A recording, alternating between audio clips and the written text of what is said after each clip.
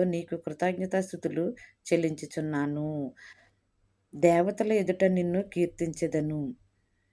ప్రియులారా, మరి ఒక మనిషికి పూర్ణ హృదయము, మరి పూర్ణ ఆత్మ, మరి దీనాత్మ మరి ఉన్నప్పుడు మరి దేవుడు మన ప్రార్థన ఆలకిస్తాడు అని దేవుడు మనకి తెలియచేస్తూ ఉన్నాడు.